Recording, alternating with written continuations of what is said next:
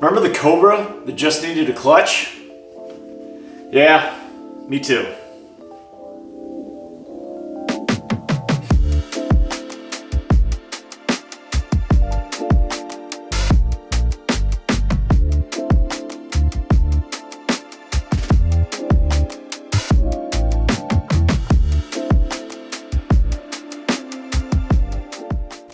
The Cobra project that just won't die. For those of you guys that followed along in the Cobra series, you know, or you may or may not know, that this is the second Cobra motor that I put in that car. The third one was a complete long block that I got from Kentucky, and or a guy down in Kentucky, and it ended up being a fantastic motor. This is the motor that I pieced together a year ago. December 2023, I found a guy selling a forged Texid or 97 Cobra long block, which means it had the desirable Texid aluminum block. He had put the factory forged Kellogg Cobra crank in there, a set of Molnar power adder rods, and a custom set of diamond pistons.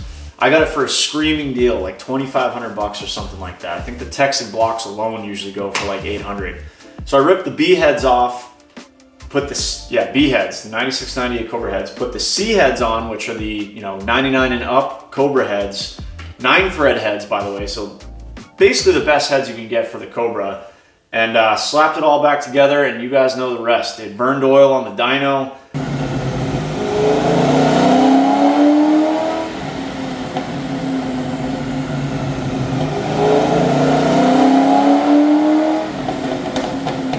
We figured it was a valve seal or a valve guide or something, so I took the motor apart, found a broken valve guide, did 32 new valve seals, put it all back together, was getting ready to go back to the dyno, and you guessed it, still burning oil.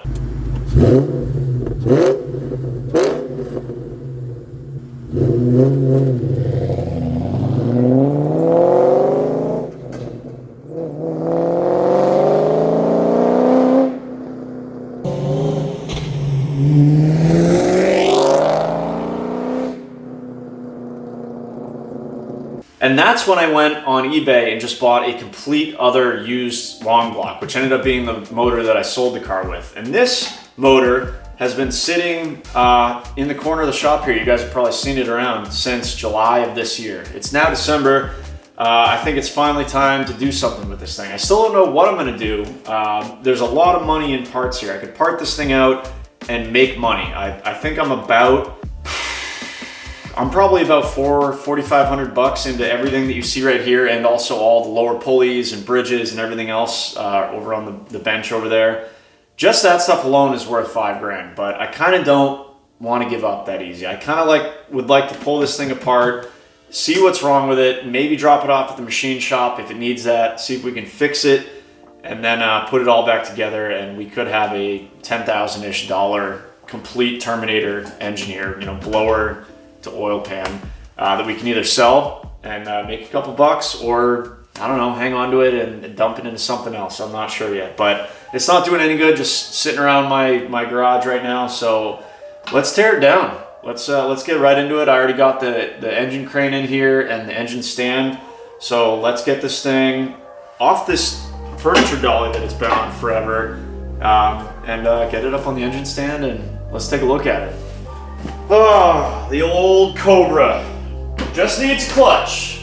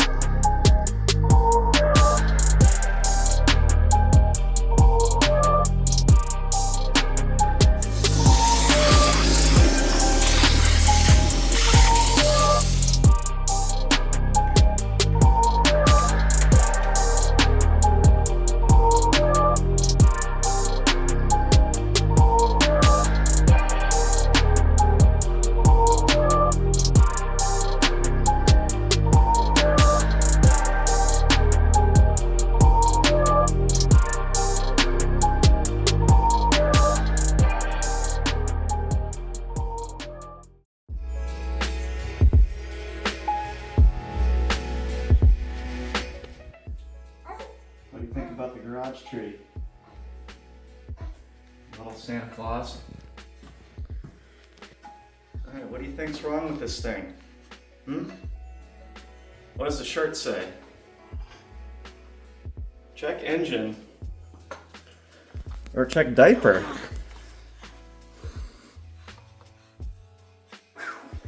That's a good one. Well, we made some progress last night, you guys, on the Mustang engine teardown, and I still don't know what's wrong with it, so I figured I'd bring out my newest expert mechanic and figured it was time for you guys to meet the newest member of the channel. This is Graham. He is almost 8 weeks old.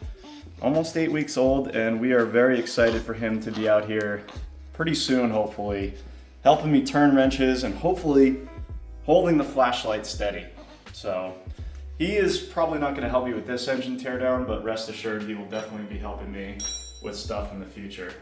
Maybe you can tell me what's wrong with this Mercedes.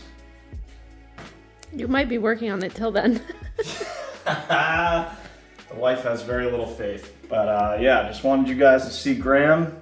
If I have big bags under my eyes or a bunch of spit up on my shirt on the camera and I don't notice it, give me a break, all right?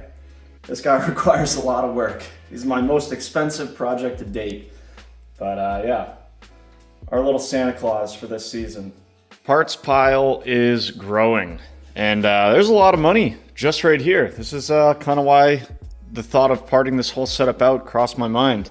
This lower intake, $500, $600, $700. This intercooler right here, $300, $400, $500. The blower alone, $800, $900. I don't even know what these coolant crossover tubes and fittings go for. Fuel rails, injectors, all of this 03 Cobra specific. And we're not even we haven't even really torn anything down yet. That doesn't include any of the pulleys and stuff over there. Just consulted with my assistant mechanic, and he still doesn't know what's wrong with this thing either. In fact, he didn't say much at all. He just smiled and then pooped his pants, or pooped his diaper. But we'll get there. But yeah, this is what we're left with here. And again, this is nothing new here. This timing set is brand new when I put it in. These are the 9-thread heads with I think these are the DB casting. So basically the same as the Aviator Mach 1s. It's got 32 new valve seals. The cams look excellent. This is just, I think when they refinished or rebuilt the heads, they spray painted them. So that's just a little overspray. Great work on their part, but you know, the cams are in excellent shape. Everything's clean, everything's brand new. We just did this a year ago. It has 600 miles on it. Drained the oil. It was dirty, but that's because I had like 600 or 700 miles on the setup, but zero material in there. Not even a hint of glitter in there. So that's really good, and everything in here is really clean. Vacuumed out the block area, or the valley area here, just before I pulled the tape off. Speaking of which, guys, I got this cord reel this extension cord reel from Vevor. I don't know why I didn't buy one of these years ago. I've been using this every single day. I've not touched my messy pile of extension cords since I bought that thing. Need a vacuum over on this side of the garage? Boom, reel. Need to do some power washing outside? Boom, reel. Need to run a battery charger over to the C6, which I haven't touched in like 4 months. You know what I'm doing, the reel. Whoever built this garage only put one outlet on the door side, which is a huge mistake on their part, but nothing I can really do about that now. So I was constantly dragging extension cords out to that one outlet and doing anything I need to do outside or anything in the garage. Now I just pull down from the ceiling and get it to where I need to go, and when I'm done, I just give it another pull and it retracts back into the ceiling. Again, why didn't I do this years ago? So I'll leave a link in the description for the Vevor retractable extension cord reel, but if any of you are looking for a Christmas present for a gearhead or anyone that does any sort of woodwork or anything in their garage at all, really, that's a good one right there.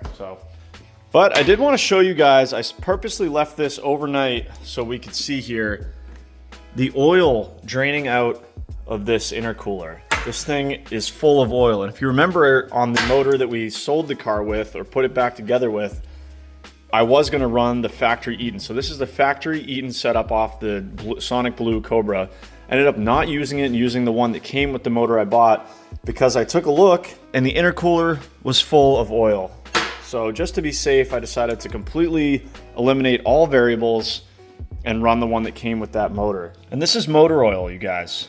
This is like, you know, motor oil. It's not the supercharger, basically gear oil. That's a whole different animal, and we would have run out of gear oil a long time ago if it was burning that much. So the question is, how did motor oil get up here into the heat exchanger and into the lower intake, which was causing us to burn a ton of oil? Inside the valves, it's going to be difficult for me to focus, but I don't see any oil or anything pooling on the valves. So I don't know, I think we need to continue tearing down for our diagnosis. I think there's basically two ways that we could get oil into the combustion chamber like that. One of which is a problem with the valve guides and the heads, which I really don't think is the problem, because these heads were gone through, and then I went through them again with 32 new valve seals. And I don't see any oil kind of dripping down the valves themselves. Second possibility is a problem with the lower end or the rings or cylinder walls themselves, and that's what I think is going to be the issue here. It may be hard to conclusively prove without measurements at a machine shop or with professional tools, but we'll get there. We'll get there. But keep in mind, this motor had 210 PSI compression across the board. Perfect compression. There was no issues with compression. So I had a million guys be like, do a leak down test. Well, a leak down test is great if you already have low compression in a cylinder. It will tell you that that low compression is caused by a leaky exhaust valve or a leaky intake valve, or it's, you know, it's a problem with the rings, or it's a head gasket or a cracked block or something. Great, that's awesome. But if you already have perfect compression across the board, a leak down isn't going to tell you anything. So here, this is why this stumped me, is this thing has perfect compression, but it burns oil under load. So maybe, who knows? Again, maybe there's a problem with a ring or a cylinder wall or something, but we'll have to find out. So let's keep going. Pulley's got to come off, timing cover's got to come off, timing set's got to come off. We can pull the heads and see what we find.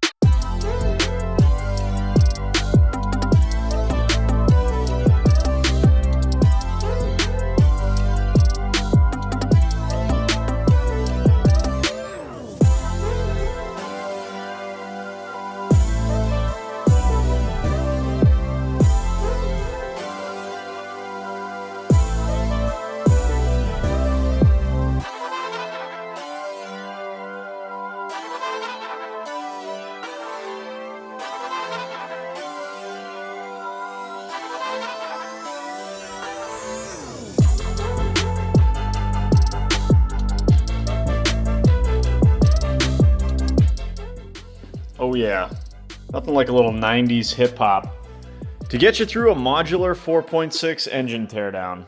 Making progress, and pretty fast at that, because I've done this a bunch of times before now. Getting pretty good at it. But the whole front of the motor is torn down, got the timing cover off, which means I had to take the balancer off, all 100 timing cover bolts. Got those baggied up so we can get this thing back together at some point. Here's the Ford Racing timing set that I just put in about a year ago, maybe a little less. Probably 600, 700 miles on it. So also I heard that this has been discontinued, which is a big bummer, but definitely gonna hang on to this. It's got the metal guides. Obviously everything's in perfect shape because it's basically brand new. So we're gonna save all that. Pop the oil cooler off. Nothing really exciting there, but basically we're at the point now where we can pull the cylinder heads, which is where I think the good stuff is gonna be, if there is anything obvious. Typically, you should probably pull these cam followers, you know, before you do this, just in case these things kind of snap into place due to the pressure on the valve springs on the cams, and your pistons are, you know, higher up or up closer to the deck of the block. You could get some piston to valve contact, but I've got the crank in a safe position, and I'm not too worried about it right now. But yeah, normally you would, before you remove the timing set, pop these followers off, and that way you know that all of your valves are closed, and you'll be in good shape. But yeah, all that's left to do now is pop out, I think there's 10 head bolts, and then we can pop these off. We're gonna leave all this timing stuff the way it is right now, and we'll have access to basically what is now gonna be a short block. And we'll see what it looks like inside. So yeah, let's keep rolling.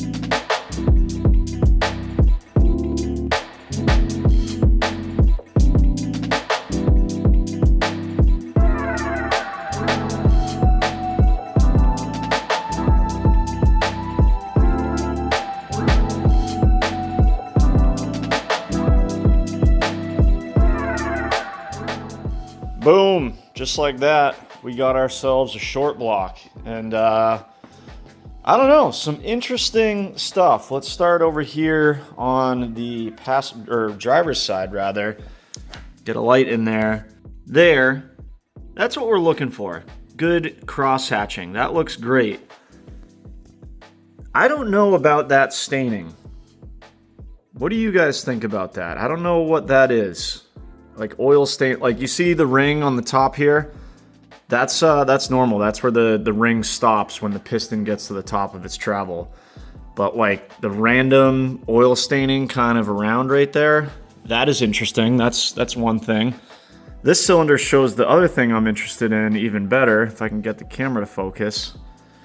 Sucks working on an aluminum block. There's nothing magnetic for me to put my light on to show you guys. What about the freeze caps? Oh yeah, that might work. See this? See how we got good cross hatching right here and then it gets shiny? What is that about? What would cause that? It's like the bottom half of the cylinder. Is it all the way around? Does it do that all the way around? No, it stops. Are my eyes playing tricks on me or is... No, that's really there. It's not like a reflection or anything, but yeah. Looks like it stops about there somewhere, but that is not what you want to see. Could potentially see that causing some blow-by, maybe. But it's not the whole way around.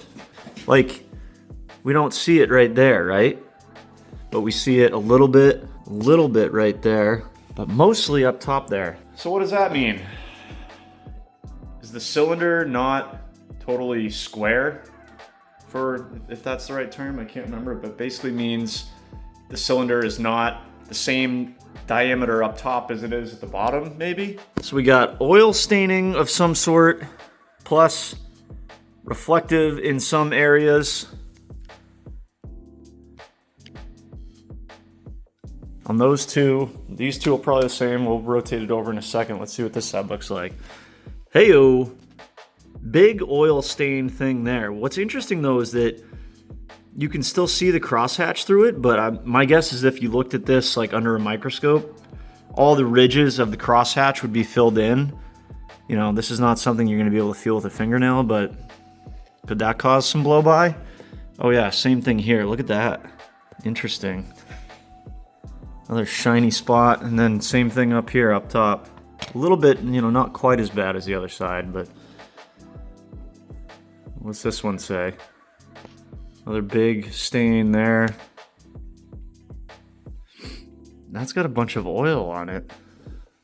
So oil, I gotta believe this is coming past the rings. I feel like if it was coming from the valve springs or guides themselves, that it would be pooling more on top of the piston and not kind of around the cylinder wall like that. Some way or another, it's coming up from the crankcase and getting in to the intercooler here.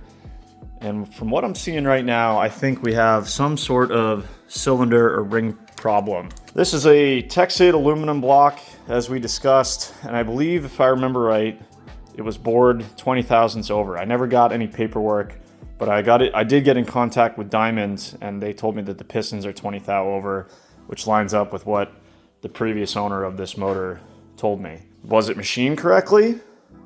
Was the rings installed correctly? Are the oil rings installed correctly? Is this something that I potentially did? You know, maybe we didn't break it in properly.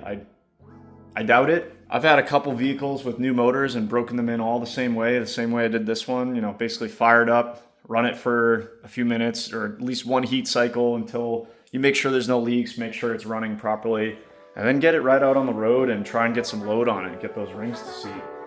So something funky happened with this one. Let's turn it over.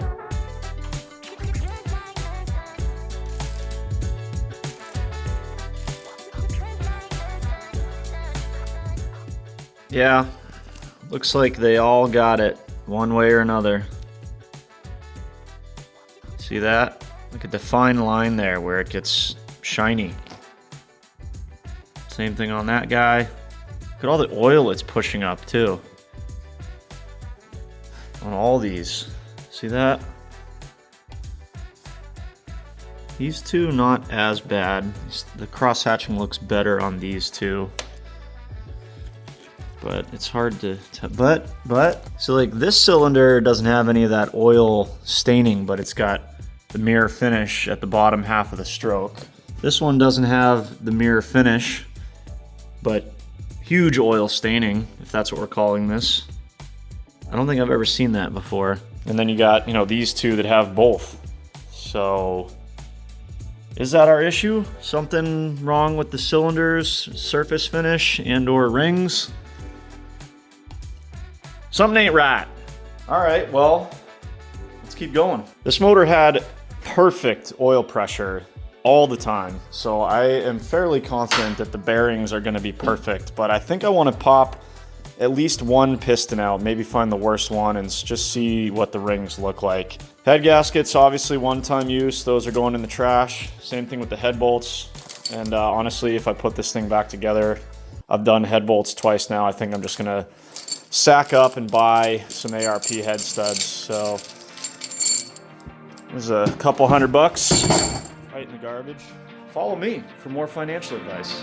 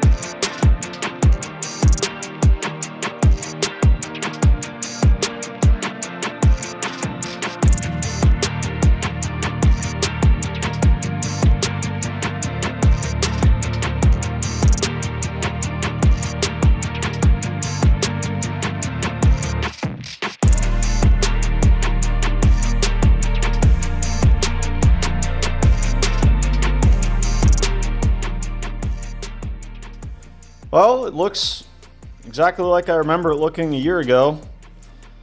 Nice looking Cobra forged crank. I popped one piston and rod assembly out. This crank journal looks absolutely flawless, which is great. And again, did not expect to see anything different because this motor had awesome oil pressure and sounded amazing. Molnar power adder rods with ARP 2000 hardware. Yeah, I mean, I don't know. Nothing surprising there. What I'm not an expert on is what I'm looking at here.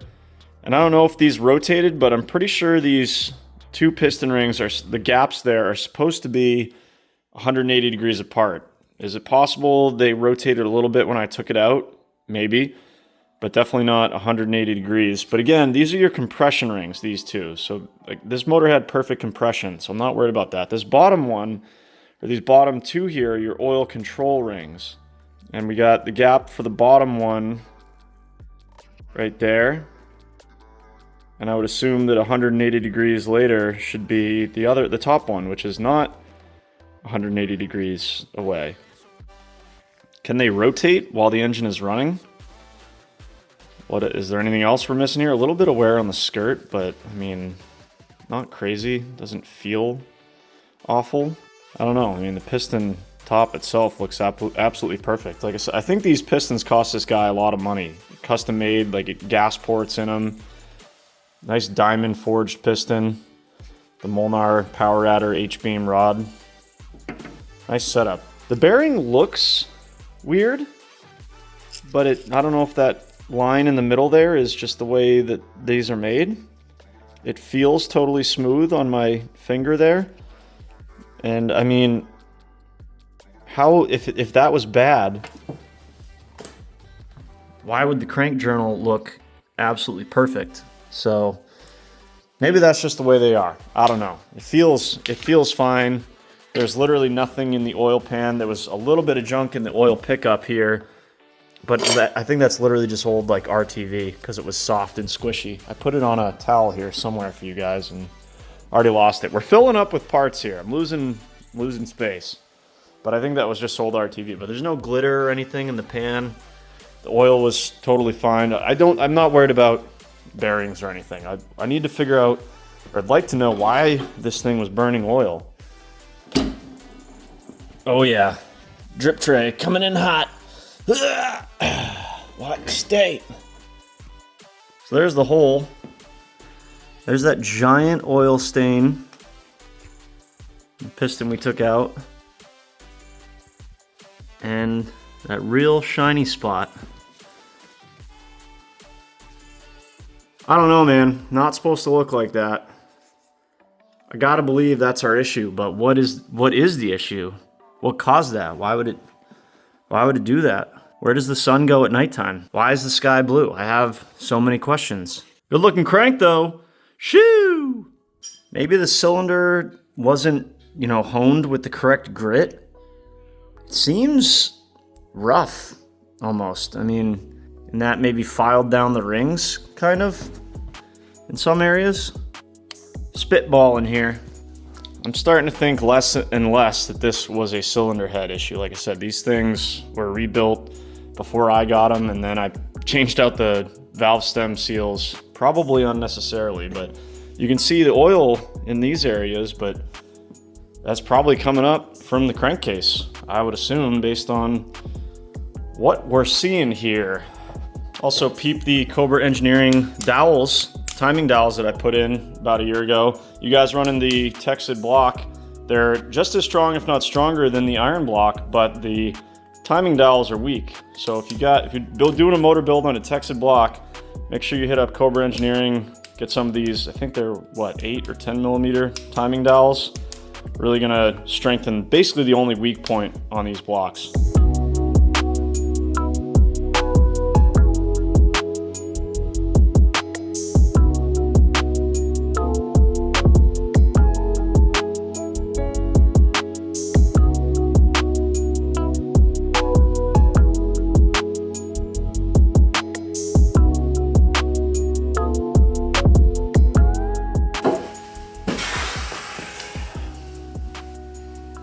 Wasn't I just here? I say just, but it was like a year ago, but I'm pretty sure I set up a similar scene with the original motor out of the Blue Cobra. I'm getting pretty good at it. A couple hours, an hour or so last night, an hour and a half tonight, and we have this thing basically torn down to nothing. I could pop out the other 7 pistons in the crank probably in 30 minutes or so, but I think I want to leave this as is because I think I'm going to drop this thing off at the machine shop for inspection. I just wanted to look at one of them, see if we could see anything obvious, but regardless, this is gonna need something. I don't know if it's gonna need, maybe we'll get lucky, probably not, and we'll get away with just a re-hone, maybe a re-ring, and maybe we'll be good to go, or maybe the block is bad after some measurements. They can take some measurements up top, bottom, multiple different ways. I'm not an engine builder, so it's hard for me to say exactly what's wrong here. You guys are welcome to chime in. Let me know what you think, what you see, anything you saw in the video that says, yep, that would cause that. But just weird that the car had great compression, ran perfect, didn't smoke at idle, didn't smoke under normal driving, just under load, it smoked. But yeah, like I said, there's a lot of money in parts here. If we wanted to part this thing out, I could easily make some money, but nobody likes a quitter.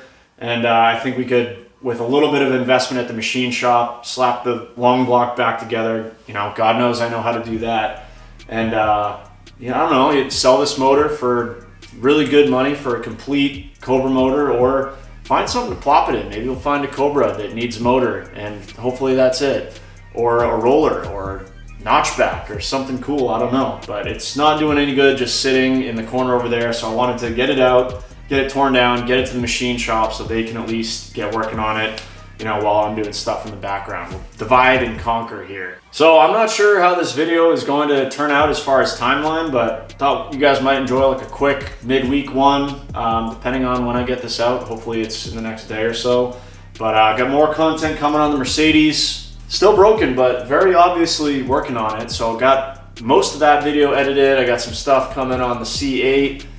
I got some stuff coming on a brand new project you guys haven't even seen yet. So I got a lot of balls in the air right now, but I figured this would be a quick, easy one that I could knock out in a day or two. And you guys were asking, what's wrong with that Cobra motor? Sell me that Cobra motor. What's up with that thing? So now you know. I'm gonna drop it off at the machine shop. I'll keep you guys posted. And if this video gets a positive response, you guys like it, thumbs up, comment. When it comes back, we'll put it all back together. You and me, just you and me. All right, you guys know the whole deal about subscribing, thumbs up. Seriously though, give it a thumbs up, it helps the algorithm. Maybe we can reach 100,000 subscribers. I was hoping to do it before 2025, but hey, early in 2025 or sometime in 2025 would be great too. So thank you guys for watching, and I will see you in the next one. All right, what are we working on next?